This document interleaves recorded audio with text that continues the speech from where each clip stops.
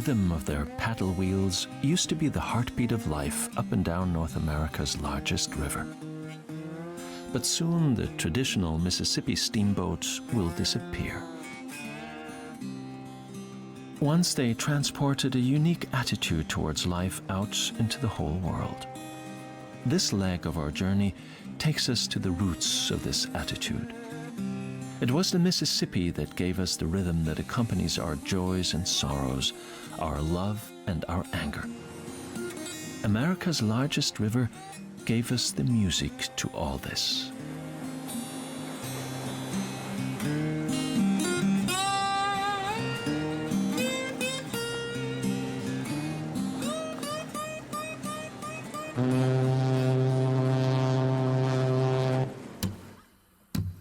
U.S. Route 61, better known as Highway 61. This long and winding road follows the course of the river from the south to the north for almost 1,400 miles. It's also known as the Blues Highway. In the town of Clarksdale, they've even dedicated a museum to this music. The guitars presented here like icons in a temple were once owned by the blues masters, originators of a musical revolution that would change the whole world's attitude towards life. They say that Clarksdale is the cradle of the blues because the legend has it that over 70 years ago at a crossroads here, a young musician sold his soul to the devil. The devil, for his part, granted the young novice an unparalleled mastery of the guitar.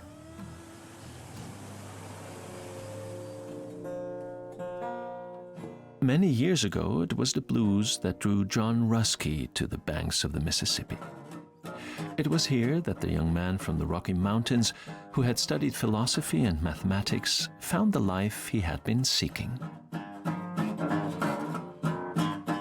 Well, you can love me or leave me any way you choose. Yes, you can love me or leave me any way you choose. At some point, John began building canoes, a business that turned out to be quite lucrative. Boo and Woody, two youths from Clarksdale, are learning everything from John that they'll need later as boatsmen on the river, including the basic skills required for boat construction.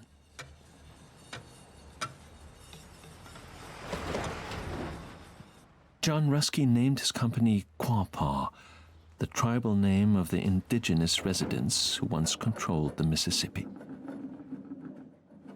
This canoe has been under construction for several weeks.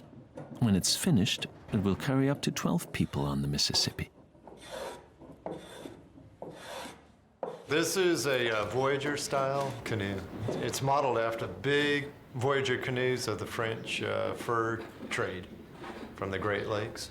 The lines come directly from the canoes that the Indians were building for thousands of years. So it's a very old design. The design that they had, it's the same design, and it has this beautiful shape that cuts a straight line in the water, in the lake. But when you need to turn, when you're in the river, you know you need to do a lot of maneuvering.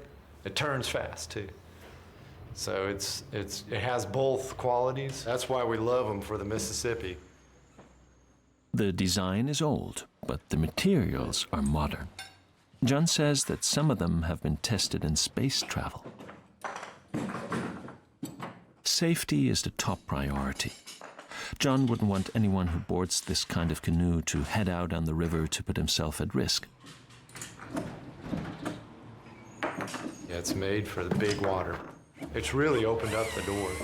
Because before, people were really scared about getting in the river, with good reason. You get in a short canoe, and it's going to be, it's like getting in the Porsche and getting on a mountain road, it's going to be bump, bump, bump, bump, bump, But you get in the Cadillac, and it's going very smooth, and it'll levels out all the bumps, On the Mississippi, John has long since acquired the nickname Riverman, and we are getting ready with him for the big journey. Our equipment and the supplies all have to fit into 2 canoes. Americans are just rediscovering what this river is about. And our whole purpose is to reconnect Americans and people from anywhere with the beauty of the river. And our hope is to provide access in a way, in a quality way, you know, that's quiet and respectful and makes better the environment. And so when we say, may the river be with you, we're just invoking that connection. And then we're underway in the great, quiet world of the river. It is a solitary world with nothing but the water, the sky, and the greenery of the riverbank. The Mississippi has long been separated from the life and the land of its banks. Concealed behind the dikes is the delta, once a massive floodland area. The early discoverers of the marshland may have thought that this was already the mouth of the river and subsequently gave it its misleading name. The delta is the land of the shacks, once upon a time disparagingly referred to as Negro shacks. You can occasionally still see one on the roadside. As nostalgic and quaint as they might appear today, they are nonetheless a reminder of tears, despotism, and suffering. Under their tin roofs lived a host of slaves whose job was to drain the land.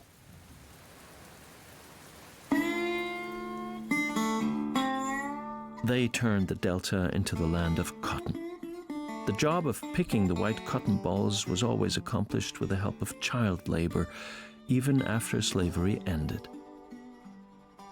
Life in the Mississippi Delta was spent on sun-scorched fields, accompanied only by the songs of the cotton pickers. This is also a part of the history of the white gold. For over 200 years, cotton made the Delta's plantation owners wealthy.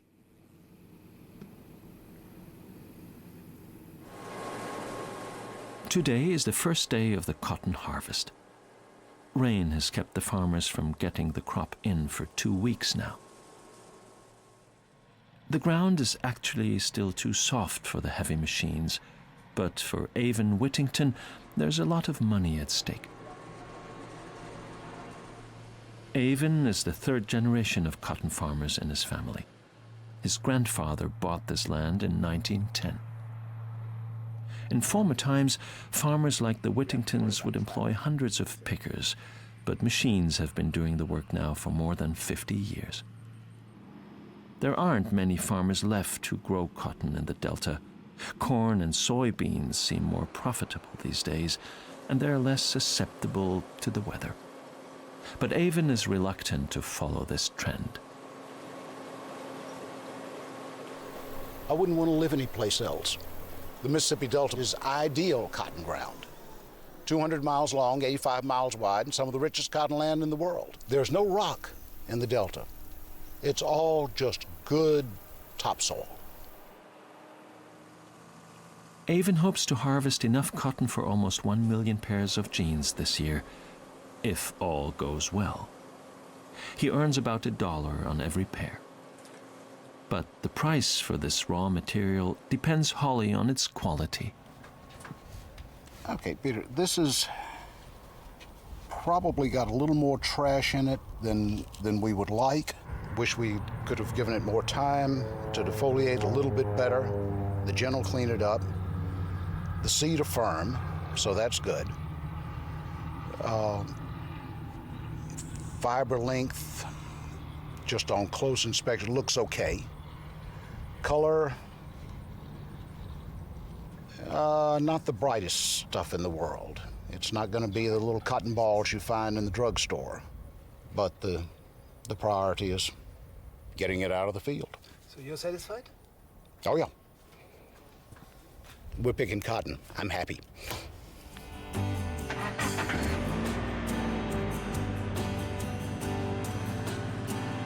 Cotton is an atmosphere. It's a way of life down here. If you'll let it happen, things are slow. Nobody gets real pushy. Nobody gets in a hurry, except me when I'm trying to get a cotton crop out. The weather and the river are unpredictable, and every family in the Delta has a story to tell about them. You were asking about the photographs. This is one of my mother in 1932. There were two great floods in recent memory, one in 27 and one in 32. This happened to be from the 32 flood, and she and two friends are standing out knee-deep in the water. But this is Mississippi River water, and that came from 65 miles away. Thanks to the dikes, this won't happen again. But Avon sits in his office several times a day, checking the weather reports. Right now, we need hot, dry weather. And by hot, I mean upper 80s would be nice, and lots of sunshine. And we need about 6 weeks of it. The next day, it rains. And the forecast predicts nothing but low fronts after that. The sensitive plants begin to rot. The farmers say that cotton hates wet feet. Cotton's long history on the Mississippi may face an end. All over the Delta, we encounter rusty ruins on the roadside. They're called gins, the machines that remove the seeds and clean the cotton. They're no longer needed now, neither the machines nor the people who once worked here. As always, many of those people will move away to find a better life. What remains are places like Baptist Town, a settlement of former cotton workers.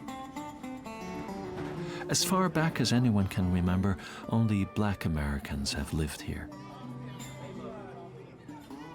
Sylvester Hoover was born on the Whittington farm. These days, he runs a general store, carrying everything you need to live in Baptist Town. It's a meeting place, thanks in large parts to his wife Mary Ann's cooking.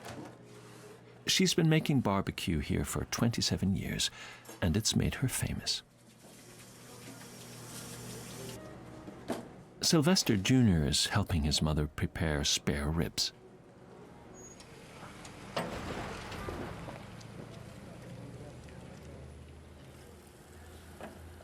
When you're cooking outdoors, real southern cooking, slow cooking, you know.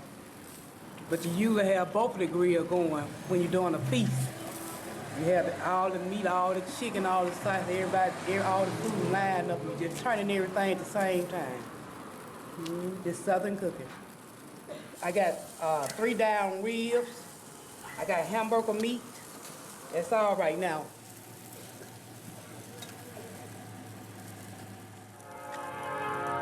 Mary Ann and Sylvester Hoover want to preserve the memories of their 1950s childhood world for the residents of Baptist Town and anyone else who's interested. So they bought a house and turned it into the Back in the Day Museum.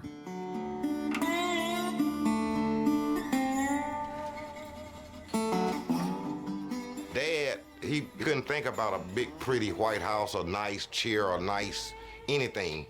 All he could think about was food for the stomach, and the rain don't fall on your head when it's raining. These houses with no hallways are called shotgun shacks, a symbol of the poverty in the American South. This is the bedroom, and this house would have 9 to 11 people living in this house, and they would only have one bed, and we all stayed in the same 3-room house. And the way our house was set up, Mom and Dad stayed in the front room. The girls lived in the next room. And the boys, we had us a bed in the kitchen, in the corner in the kitchen. We had a little partition separate, something like this separate our beds from the stove. Most of the black population in the South lived like Sylvester's family until the end of the 1950s.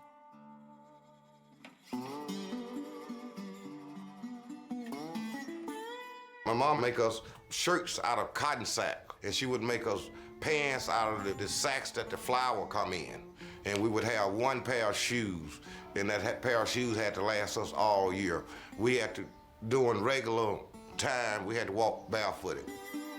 Back then in Mississippi, there was no compulsory school attendance for black children. Sylvester also only attended school when he wasn't needed to work in the fields. At this desert schoolboy is one of the ones that I sat in, and I just wanted to bring it here so my grandkid could see the way I lived and the way we came up, and just get a little bit of background on what made me be here today. Progress seems to have passed Baptist Town by. Not much has changed here since the days when it was only the black musicians with their guitars who were able to attain money and respect. Robert Johnson, the legendary godfather of modern blues music, is said to have had a reputation for paying clandestine visits to the cotton pickers' wives when their husbands were working in the fields. The legend goes that he was murdered by one such jealous husband. He is buried beside the Mount Zion Baptist Church, and the cemetery has become a mecca for blues fans from around the world. While Johnson only ever recorded some 30 songs, they remain the roots of the music of Eric Clapton, the Rolling Stones, the White Stripes, and others. Blues for me meant happiness, sad.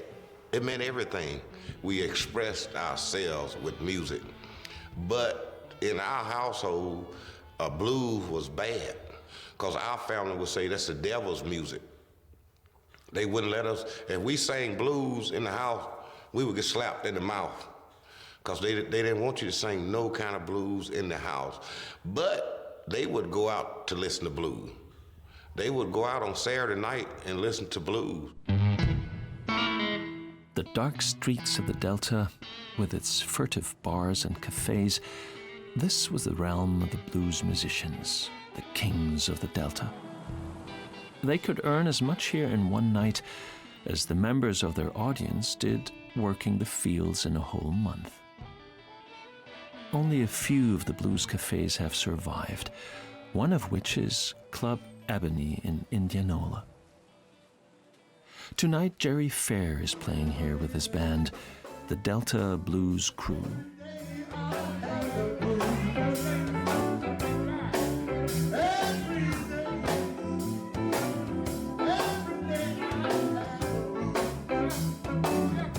On a weekday like today, only a few guests wind up in the snowman's land. The band's pay is pitiable, but what counts here is the reputation that this venue enjoys. And this is due to its owner, Mr. B.B. King, one of the last surviving legends from the blues heyday. Jerry is a cousin of the star, but he can only dream of a similar career.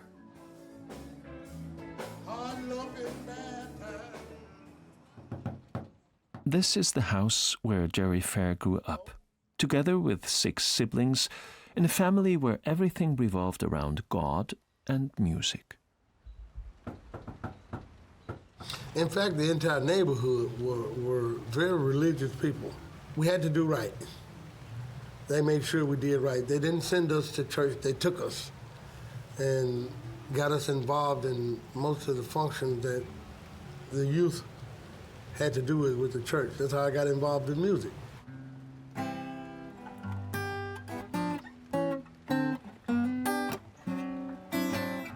Hey there, pretty mama, baby, don't you go too far. My father played guitar for the same church for 60 years. There was only one guitar, one piano. I started on piano because he was playing the guitar. And man, we had some good services, you know, where it was riveting.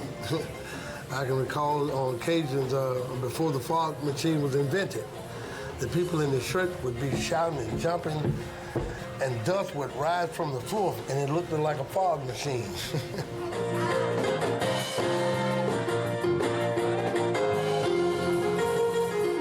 The same music we did in church, and you could take it today and, you know, change the lyrics and put a little blues flavor in there, and you could play it in both environments. So I think that was the chemistry. The people endured. Their spirits were crying out, "Oh Lord, save me from these conditions." It'd be easy to change the words and say, "Big leg woman, keep your dress down," you know, with the same delivery. Besides the erotic nature of a sexual encounter, the guitar is the next best thing. His music and his career as a carpenter helped Jerry acquire a nice house for himself and his family. Give me one reason to stay here, and I turn my back around. I can see you turning. Give me one reason to stay here, and I turn my back around. Gilleen has been Jerry's wife for 30 years. Their children are grown now and have all moved out. And the couple says that it is the music that binds them to one another. I just want someone to hold me, ooh, and rock me tonight. Take it away. They have stayed together despite all the problems Jerry had over the years.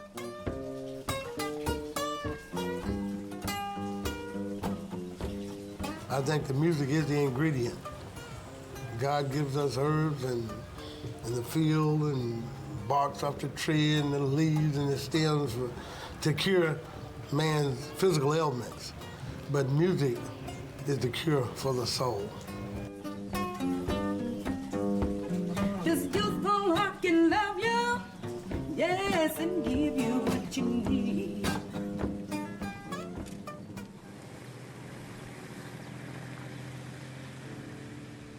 Life is not generous down in the Delta, America's poorest region.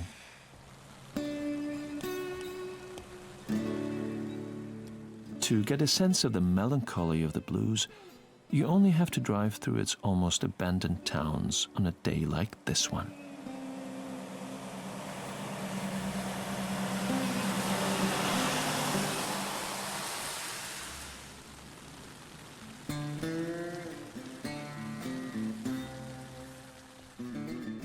And then we're back at the banks of the mighty river, as wild and untamed as the stories that this vast land tells.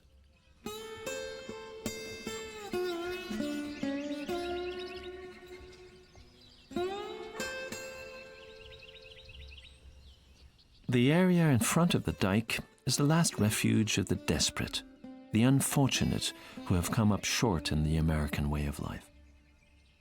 Those who live here are at the mercy of the river, even when the trailer is on stilts.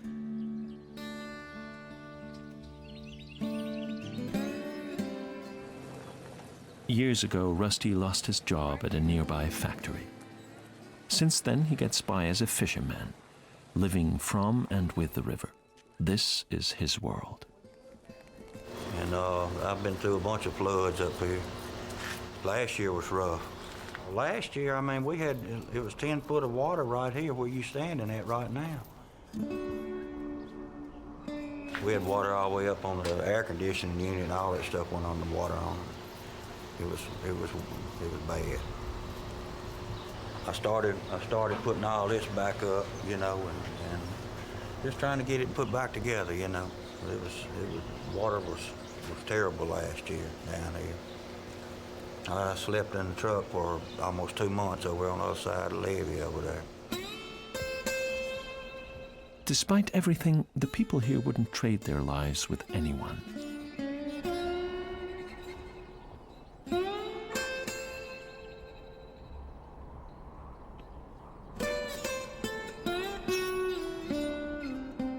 Oh, in the summertime, when the water's down, the sandbars is up. Oh, it's really, I mean, it's like going into another world out there. Time, to me, when I used to go out there on that river and stay on them bars and stuff, it was like time stopped traveling. It was just so peaceful out there, and, you know, it was really nice out there, you know.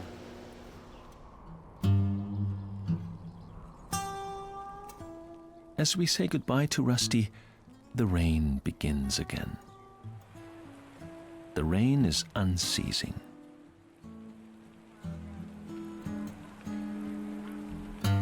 Right when we're about to attend a blues festival in Rosedale, just behind the dike, the rain turns into a storm.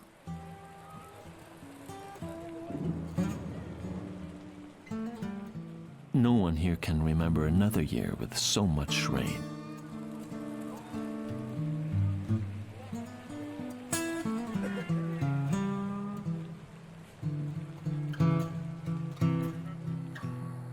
We drive on through this mournful landscape, further northwards, upriver.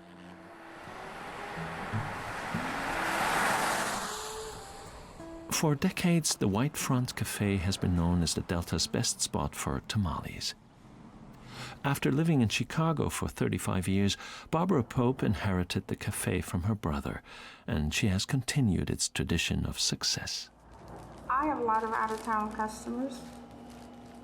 One living in New York, and he comes in and FedEx her tamales to New York. And it's very expensive to send tamales anywhere.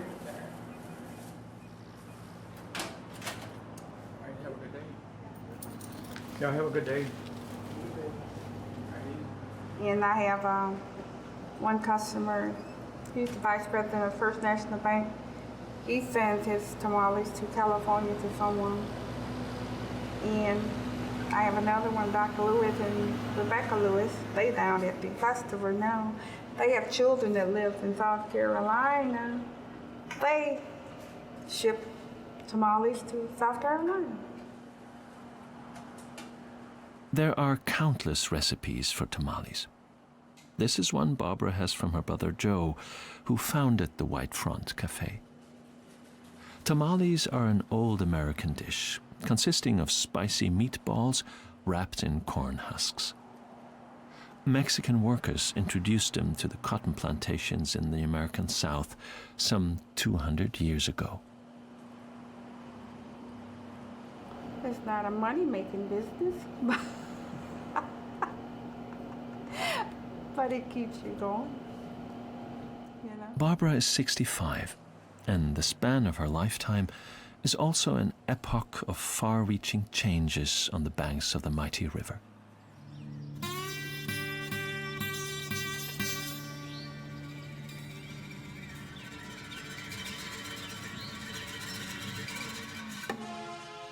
Few places in America have contributed more to these changes than the tiny delta town of Money.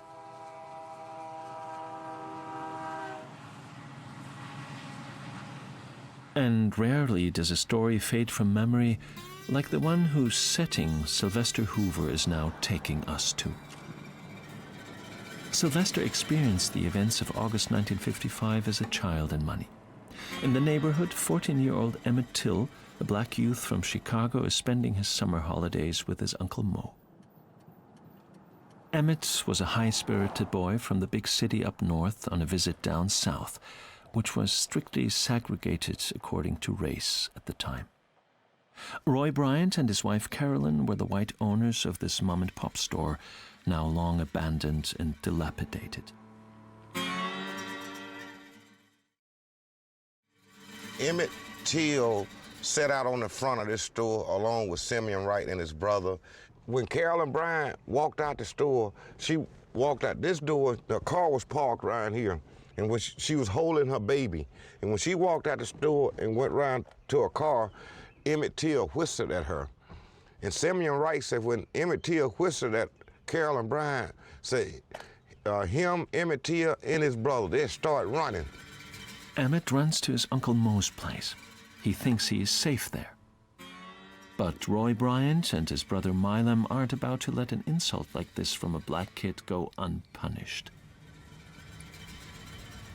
Later on that night, Bryant and Milam came to the house. Mose offered Bryant money not to take Emmet Till, and Bryant almost fell for it, but his brother, J.W. Milam, said, hell no, don't take it. So we're gonna take this boy down here and teach him a lesson. And then they took him away, and then the next 2 or 3 days, somebody was fishing in the river back here, the Tallahatchie River, and they seen Emmet Till were floating in the river or something in the river. Emmet was tortured and mutilated for 2 days before he died. The murderers were eventually brought to trial, only to be acquitted by the white jury.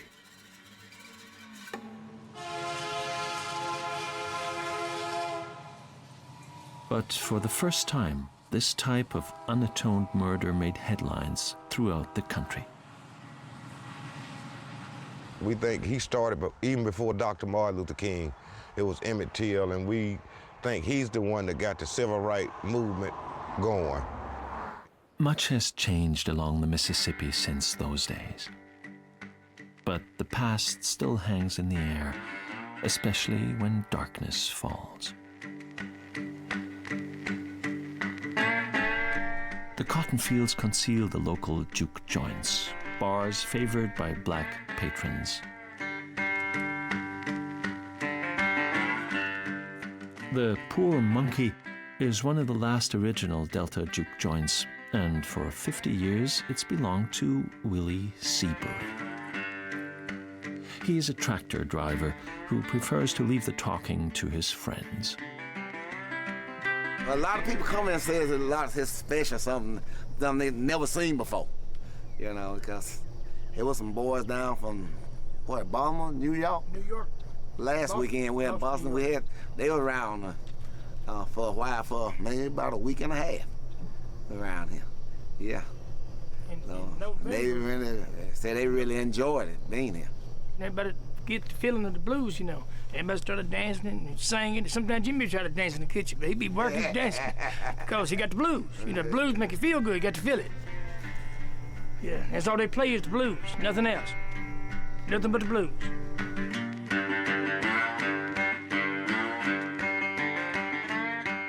10, 11 o'clock at night, the house get packed. Yeah.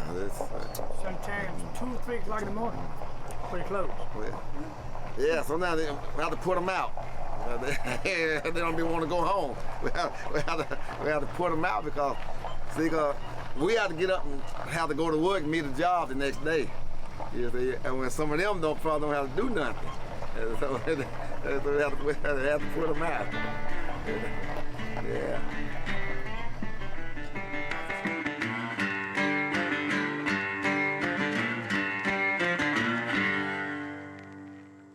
Dirt tracks through the fields are the only roads leading to the Pool Monkey. But even on a Thursday evening, there are plenty of folks who manage to make their way out to the club.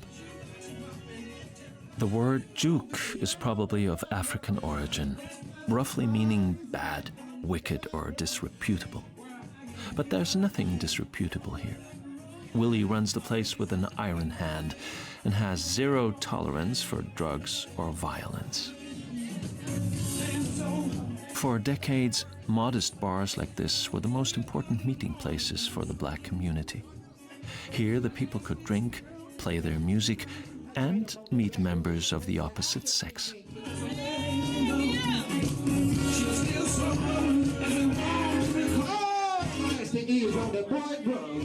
And it was always places like this where curious whites discovered black culture. These were encounters with momentous implications that ultimately changed the music of the entire world. And while Willie the tractor driver's Pool Monkey hasn't made him rich, it certainly made him famous. As we're saying our farewells, he confides that he still hasn't found the right woman here yet, but that might change.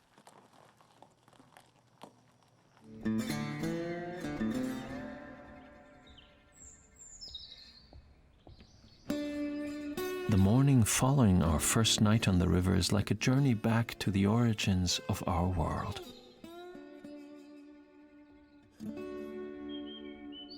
We traveled the river for a day in canoes with the riverman John Rusky before bedding down for the night on an island in the middle of the river.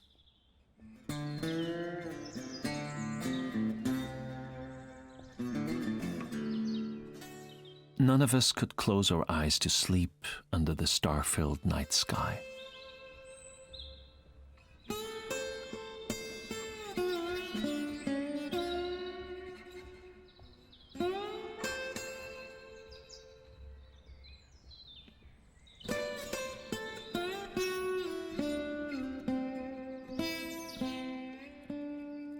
John warned us that the river makes you hungry, and there's a long, strenuous day ahead. John says that we're lucky.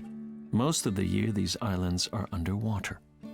The water level already rose during the night, and in just a few days, there won't be any trace of the spots where we're frying our breakfast eggs right now.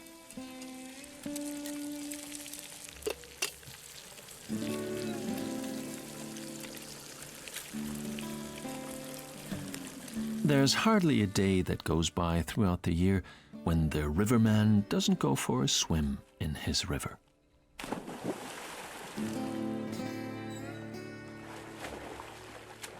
When you're on the water, you might feel like you're on the lake until you start looking around and you see how fast the trees are moving by you, and the big boils are coming up and big whirlpools are swirling around, and the sky is so open above you. And so it's a very elemental landscape. You're reconnected to the sky and the earth and the water, you know. And then you then you make some cowboy coffee and breakfast, and you're reconnected to the fire, you know. So those are pretty basic elemental things.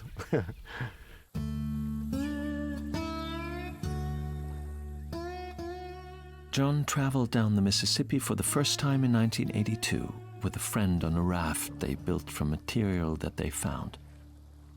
Their journey back then took 5 months. Since then, John's life has followed the flow of the rivers.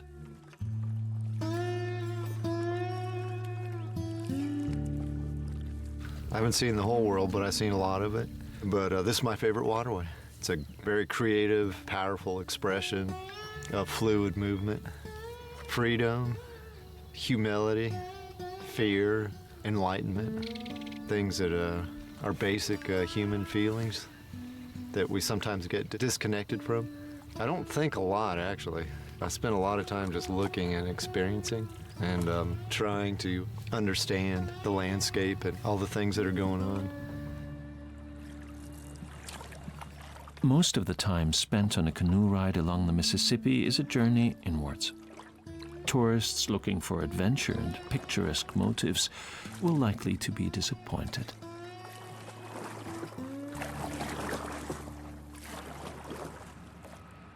Occasionally we meet barges, a rare change of scenery for us. And we too are a rare sight for the captains of these barge trains. We can hear their radio chatter.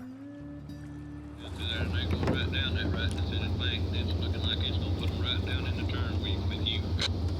All right. Okay, sure. Appreciate it.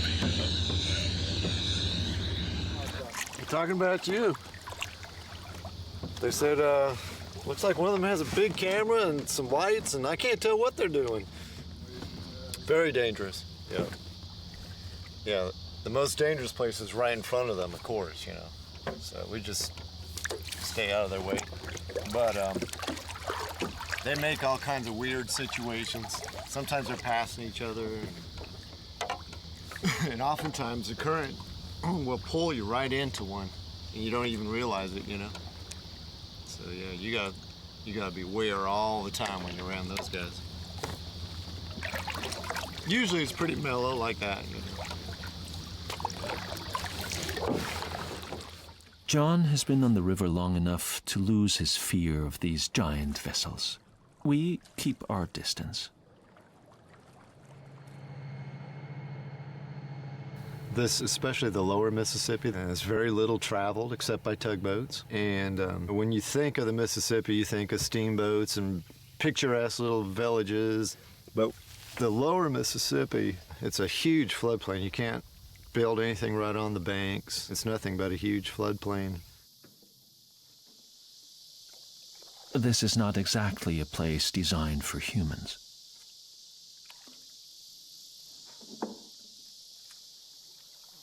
In the bayous, the river branches, we are joined by swarms of mosquitoes. Other animals are less conspicuous. Most alligators just want to be left alone.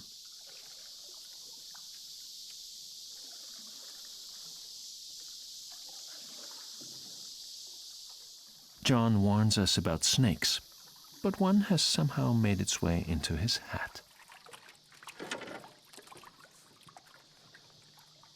I wear my hat, look. You look a little hot. We've traveled almost 40 miles now, and it's time to look for a place to bed down for the night. Our destination is an island without a name, known only as number 68. We find plenty of dried driftwood for our campfire, although the spot is underwater for most of the year. Islands come and go, John says, because the Mississippi is always looking for a new riverbed, regardless of what people do.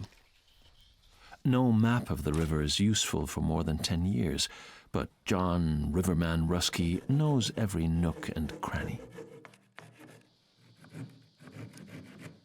He spends most of the year on his river. It was on one such journey years ago that John met his wife. They married on a sandbank. Nowadays, their 2-year-old daughter also accompanies him on his voyages of discovery whenever possible. The river literally brought me here. It grabbed my toe just like this and it sucked me down and pulled me down right into this area.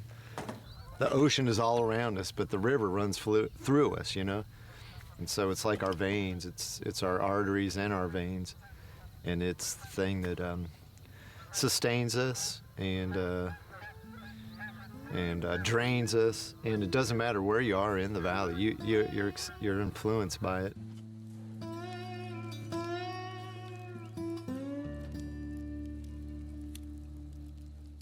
We sit for a long time around the campfire talking about this vast, untamed land whose very heart is the Mississippi River.